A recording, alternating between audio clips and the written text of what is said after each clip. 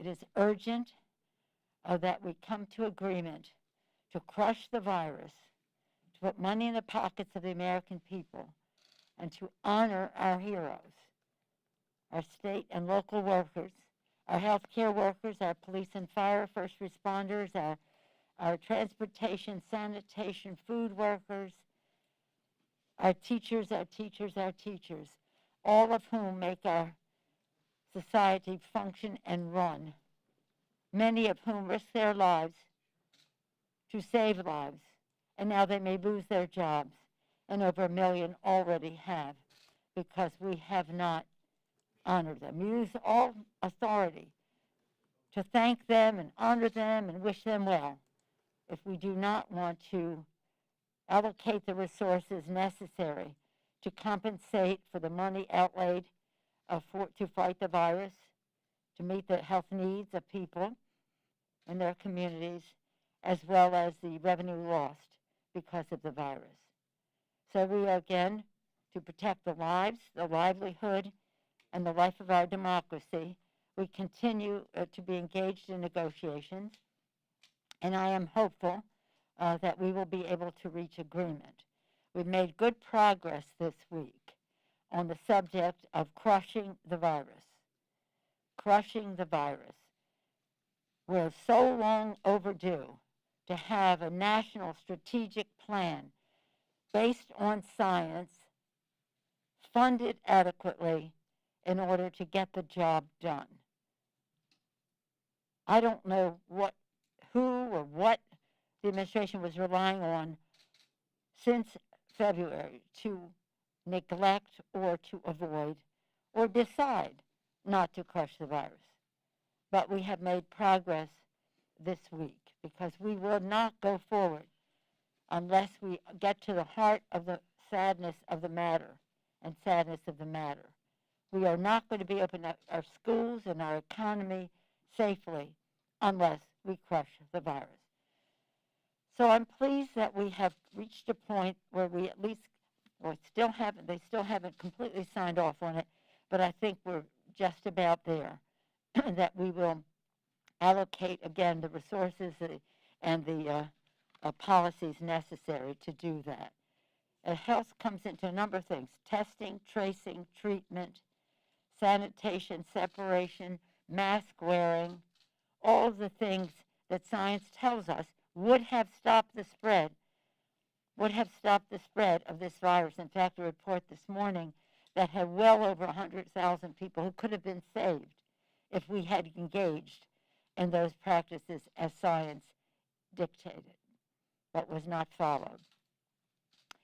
Also, is how we fund the healthcare providers, and that is something that we're reaching agreement on, as well as how we fund the vaccination, the vaccine, and the distribution of the vaccine, and how we meet the health needs of people who have lost their jobs and therefore lost their health care, are on unemployment, how we come with some assistance for health care to them. So that's the health care package that I think we're at a good place on. The issue of educating our children. I mentioned safety in the workplace and safety in our schools. Essential to crush the virus to make that happen. But in the meantime, our schools should be the safest places in America for our children to learn. Children learning, parents earning. If children can go to school, parents have an easier time of it to go to work. The workplace has to be safe, and that's part of our discussion here. But let me spend a moment on the schools, because it relates to everything we need to do for our children. It only takes, in other words, we can make our schools safe. It only takes money, and really not that much more money than that they have in the bill. But it's not just the money, it's how it is spent. For our schools, we need more space, more classrooms, and therefore more teachers, more support staff. We need better ventilation, technology to address some of the learning responsibilities that we have for our children. It's hard to understand why we would shortchange our children by holding back on what we need to do for our schools. So that remains one of our questions, and I'm hopeful. We exchanged text. We just sent them the most recent text. And in that text, we talk about why we need those resources. And our provenance of our members, of our numbers, are the American Association of School Superintendents, well-documented, institutional, academic, scientific basis as to why we need more resources to make our schools safe for our children. It seems to me that should be our highest priority, because children are affected so drastically by not being able to go to school. And many children are affected by the virus. You've heard me say again and again, if you're an African American child, you are 5 times more likely to go to the hospital for COVID than a white child. If you're an Hispanic child, you're 8 times more likely to go to the hospital for COVID than a white child. More people of color have died of coronavirus than white people. And that's why our Crush the Virus testing, tracing, treatment was so important, because we have to do what we need to do to make it happen, and to see the impact in the minority community, which they had erased from the bill, but now it is back. So the children, again, from the standpoint of COVID, are affected. From the standpoint of school safety are affected.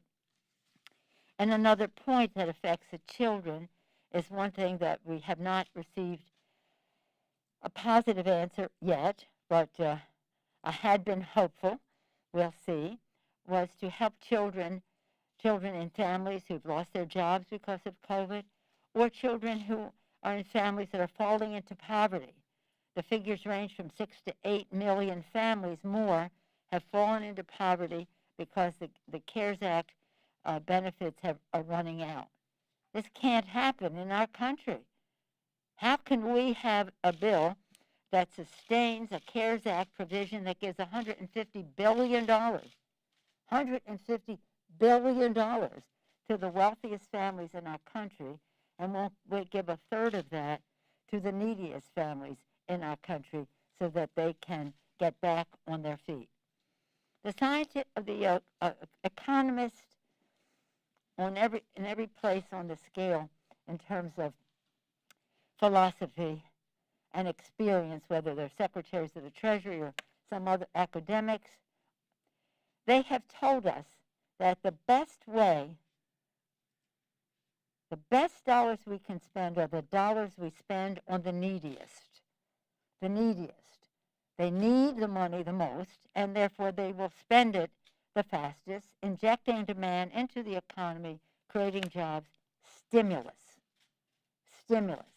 It's also the right thing to do for our families, but it is also stimulus. And that holds true of what we have in the Earned Income Tax Credit refundability, the Child Independent Tax Credit refundable, the Child Tax Credit. It makes a tremendous difference in the lives of these families as they hopefully will return to work and more work, because some of them are still working. These are the working poor. Essential to our children's well-being, whether it's their education or their health or their economic security, is honoring our heroes. I talked about them before. And again, we're not going to have safe schools unless we have strong support not only from the federal government, but also from state and local government, who largely fund, over 90% of education is funded. Public education is funded at the state and local government. The money from the federal government is largely about helping children who are in economically disadvantaged situations, as well as children with disabilities. So again, if you're hurting kids if you're not doing state and local, you're hurting kids if you're not doing enough for education. You're hurting kids if you're giving tax breaks to the rich and ignoring their families. You're hurting kids if you're doing, unless you're doing what we need to do to crush the virus. And then putting money into people's pockets, that's one way, and the other is we've come, I think, to terms on the direct payments. But we still haven't come to terms on,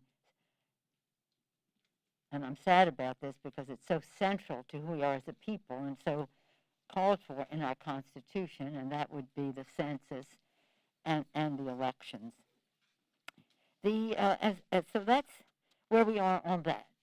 And again, we're having to make a case to crush the virus at the same time as they are crushing the Affordable Care Act. They're in court. People talk about it's 12 days until the election. It's 19 days before we go before the Supreme Court for the oral arguments to overturn the Affordable Care Act. A goal of this president and Republicans, attorneys general across the country, and the Republicans in the Congress of the United States. That's why they're in such a hurry to confirm a justice who shares their view, as she has written, who shares their view and she's even written about it and criticized the Chief Justice for his support of it. But even on top of all of that, Senator Feinstein asked the nominee if she believed that the Medicare was constitutional, and she could not respond. She did not give an answer to that. She said she could not answer that question in the abstract. Here we have a nominee endangering one of the most sacred American pillars of health and financial security for seniors and their families. I cannot answer that in the abstract. Is Medicare constitutional? No surprise to any of us here, because for years we've been hearing the Republicans say Medicare should wither on the vine. Medicare should wither on the vine. So we have a lot at stake in this nomination, and therefore all the more at stake in this election. One of the things I got the most calls about the hearings was what she said when she was asked about the climate crisis. She said, it was asked if it were happening, and she said, she was asked about the scientific fact that climate change is happening. She called it controversial. I'm certainly not a scientist. I've read things about climate change. I would not say I have firm views on that. Really? Defiance of science. We see it throughout everything we do. Defiance of science and not facing up to the coronavirus. So many months ago, where so many lives could have been saved. Defiance of science in terms of saving our planet. Defiance of science and recognizing the need for the Affordable Care Act to meet the needs, the health needs, and in effect the financial needs of America's families because of the cost of health care. And that's exactly what is on the ballot, the Affordable Care Act. The Affordable Care Act and the preventive care benefits that are in it, they will be gone and no longer required, because insurance companies will no longer be required to cover essential preventive services, which are some of the most popular aspects of the bill. The most well-known benefit that will be gone is the pre-existing condition protection. That benefit will be gone. Insurers will be able to deny people coverage because of pre-existing conditions. And now COVID has added millions of people to that list. Already about 150 million families are affected by the pre-existing condition challenge and therefore benefit from the Affordable Care Act. Medicaid expansion, states will lose their funding for the Medicaid expansion. And this is, people think of it as a for children's initiative, and it is, thank God. But it is also a middle-class benefit because much of the money that is spent on long-term care for our seniors comes from Medicaid. Not so much anymore if the Republicans have their way and have a court that does not believe in precedent. Again, all the other things, being a woman under the Affordable Care Act, being a woman is no longer a pre-existing medical condition. We're back to that. If your child is on your policy up to 26 years old, forget about that. The list goes on and on. And we talk about the fact that those of us who are involved in the Affordable Care Act, we're so proud that 20 million more people would have access to quality, affordable health care. But it's not just that. 150 million families have better benefits because of the Affordable Care Act. Let me name them again. A benefit of having a pre-existing condition protection, preventive care benefits, Medicaid expansion, women paid more before the Affordable Care Act. But you know the list. So in any event, this election becomes very, very important because no matter what the court does, now that they've lined it up against the American people, against their good health, we in the Congress can change all of that. We've already introduced legislation to enhance the Affordable Care Act because we know any bill can always be better. Any legislation can always be better. But people have to know, don't be afraid of the court, as scary as it is as we approach Halloween. Understand that the election has ramifications.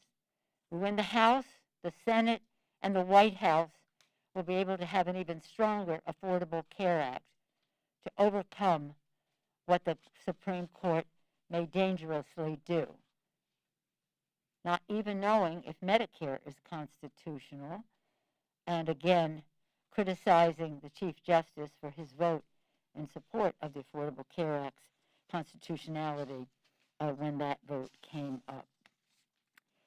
One other subject I wanted to bring up is the subject of the foreign interference in our elections. When I leave here, I will go to a briefing from the DNI and perhaps others. And I'll be very interested to hear what they have to say in a classified briefing. Because everything we have seen in the public domain does not justify the statements that we heard yesterday. We don't want any foreign interference in our elections from anyone. We think intimidation in the election is wrong, foreign or domestic. Foreign or domestic. So to give equivalence to one country and another when we know that Russia has for a long time, 24/7, in the past election and this one, been there to undermine our election. They try to make an equivalence with China. I take second place to no one in this Congress in my criticisms of China, whether it's human rights, whether it's trade violations, whether it's proliferation of weapons technology that are dangerous and sending it to rogue nations. But the fact I know what they're doing, I've tracked them every day for 30 years or a little bit more. But in the public domain, you can see that what they are doing is their usual trying to infiltrate the thinking of people in our country to be sympathetic to China. A lot less to do with the elections. Russia is the villain here.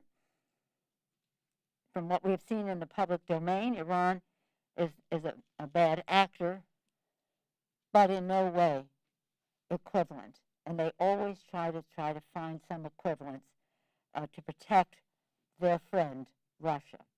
I have confidence in the director of the FBI that votes will be protected, that laws will not be violated, and we don't want this message coming out from the DNI now to give people any impression that they should be afraid to vote, that their vote will not be counted as cast. I'll be eager to hear what they have to say. I'm glad I'm having this meeting with you before I hear what they have to say, because everything I've said to you now is in the public domain. Elections are sacred. They should be treated with respect. I don't know what the DNI is up to with this. Hopefully it is wholesome. That remains to be seen. Again, I urge everyone to vote. There's a lot of poison out there. Best antidote to the poison is the vote, is the vote. Over 30 million people have voted by now?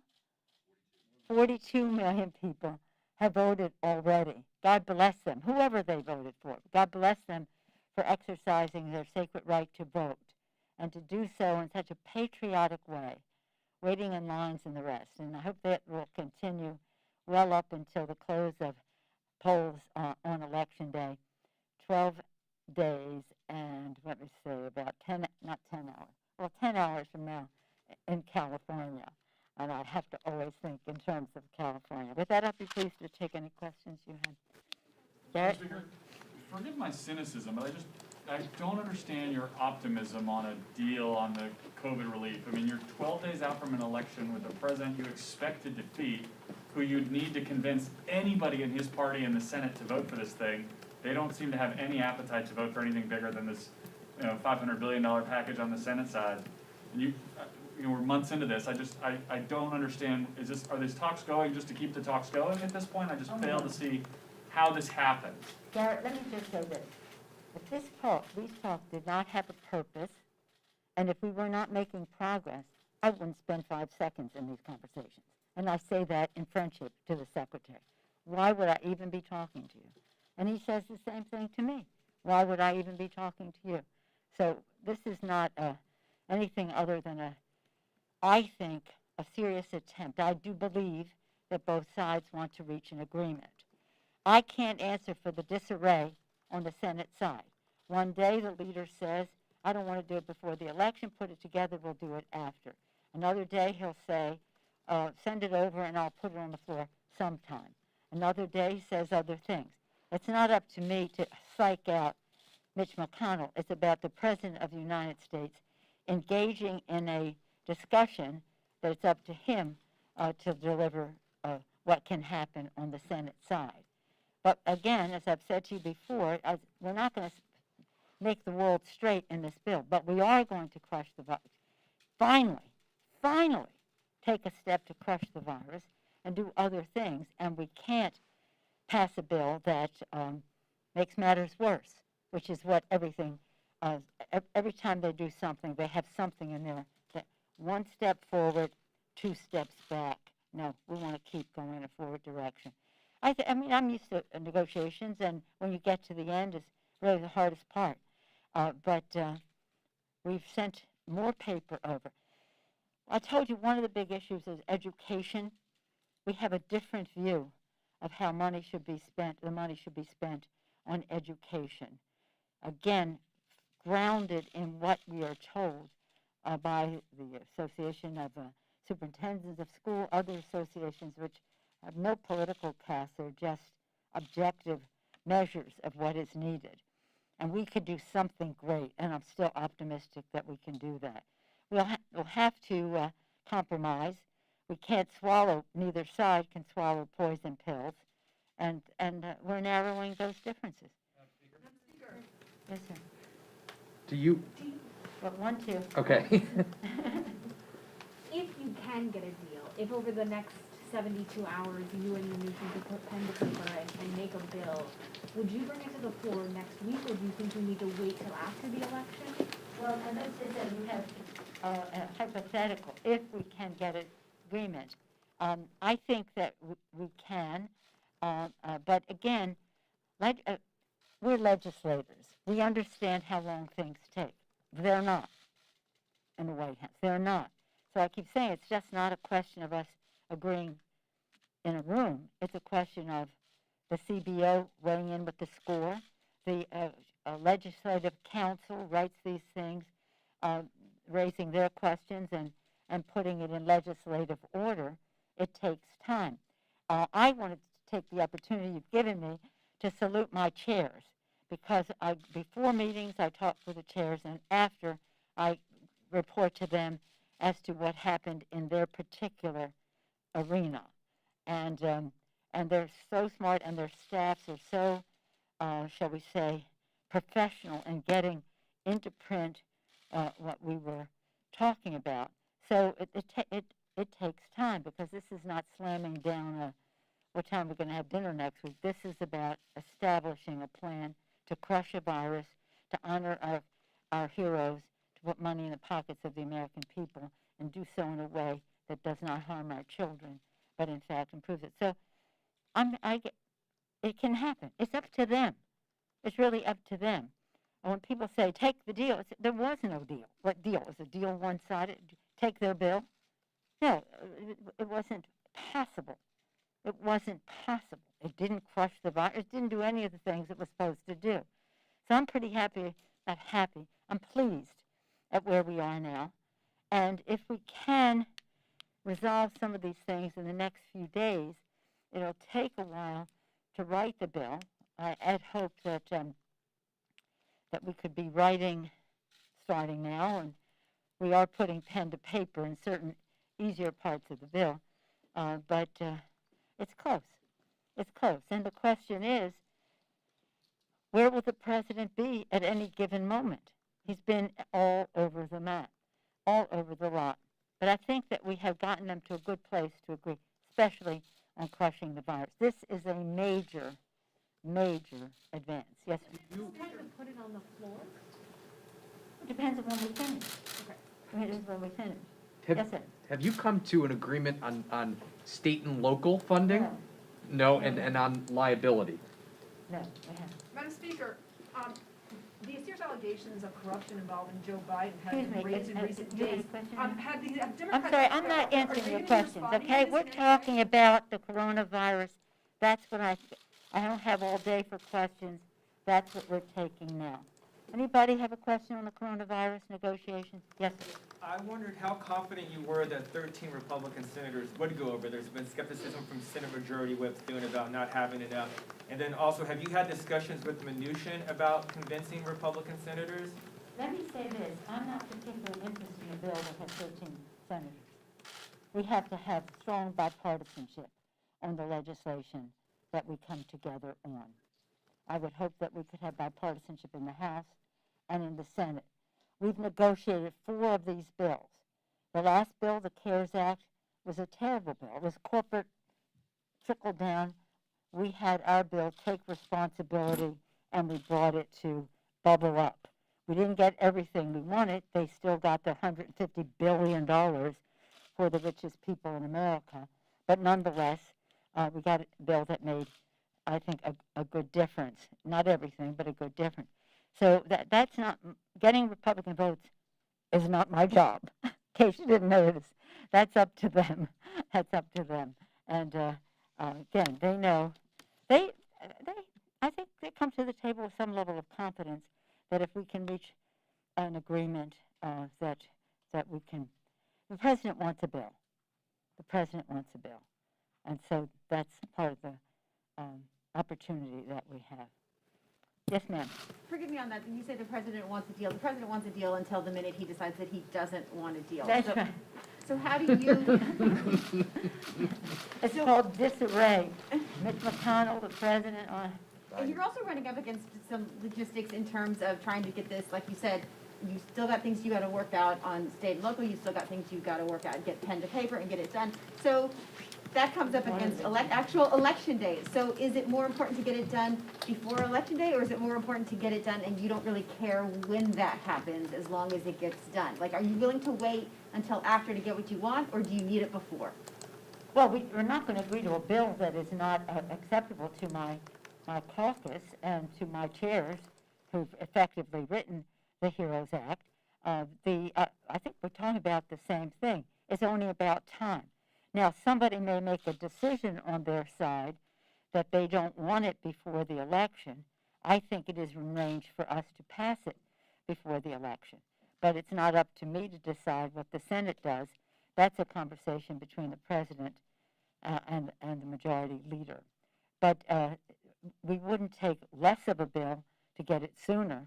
We want the best bill in range. And again, as I've said, and I'll end with this, what I say is help is on the way. It will be bigger, it will be better, it will be safer, and it will be retroactive. Thank you all.